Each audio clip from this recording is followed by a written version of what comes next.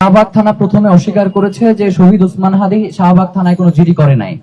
অন্তত একদিনে 10টার বেশি নাম্বার থেকে সরাসরি হত্যার হুমকি দেওয়া হয়েছে, ভিন্ন ভিন্ন 10টা নাম্বার থেকে। সেই 10টা নাম্বার সহ শাহবাগ থানায় জিডি করেছি, এরপর থেকে আর কোনো ইমপ্রুভমেন্ট পাই নাই। এরপরে আমরা বলেছি যে আমরা স্পষ্ট মনে আছে, কারণ ওসমান হাদির সাথে আমি এবং জুমা সেই জিডি করতে গিয়েছিলাম।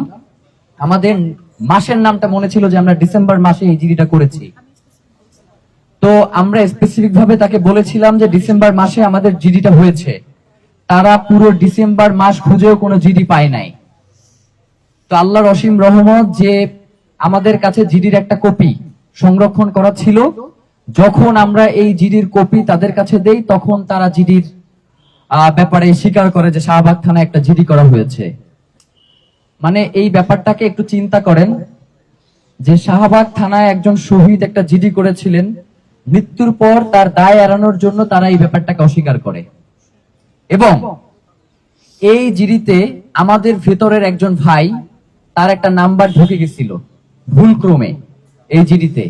বিগত 1 বছর ধরে সে সেই নাম্বারটা ব্যবহার করছে। ইনকোয়ারির জন্য আজ পর্যন্ত শাহবাগ থানা থেকে ওই নাম্বারে একটা ফোন দেয়া হয় নাই।